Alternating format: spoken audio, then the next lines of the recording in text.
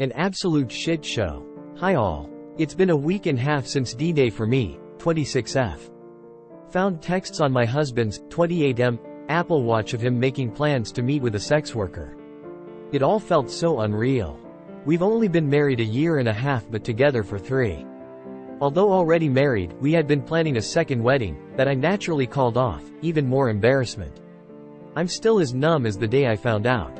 Disgusted. Mortified. Embarrassed. All of these emotions and ample more. I couldn't put it into words and I still can't. He watched me spend 16 hours in bed a day just sobbing, not eating, not showering while he went about his business, going to the gym, eating balanced meals, getting a haircut and calling it his own way of dealing with things. Told me he can't believe that his judgment ruined his happy marriage and fucked up his whole life and he regrets hurting me.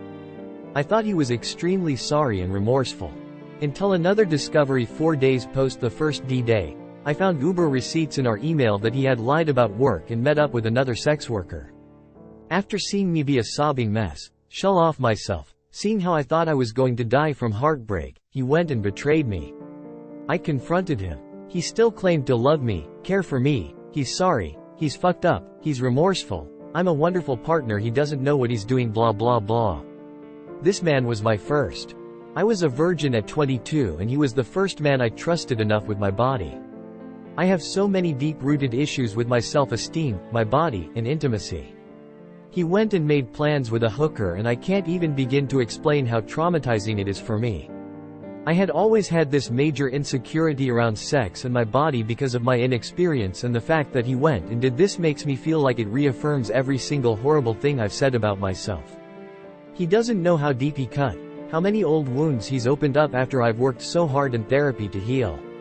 In a week, my entire life has come undone. I fell for, let's be friends. Our marriage is over but let's be friends.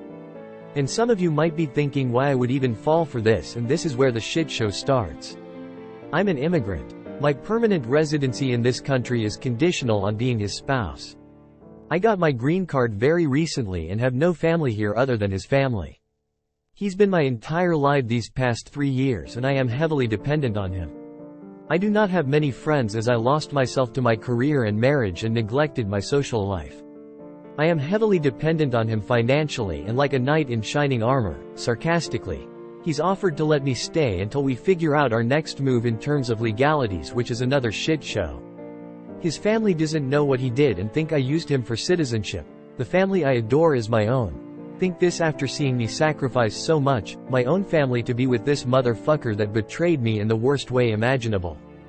I was naive as fuck to think he had good intentions. It's easier to believe I'm at fault than to believe that the man I so wholeheartedly loved betrayed me twice. That I know of, without thinking about it. D-Day didn't end there for me. It was more discoveries of how a week later he was asking women out on dates and talking about how he always wanted to pursue them. I'm so disgusted. I feel like nothing. I am writing this sobbing as I asked him for space, to leave our home, and now I'm all alone on my birthday without any family or friends. I'm rambling. I don't know how to gather my thoughts. I'm distraught, sad, heartbroken, disgusted.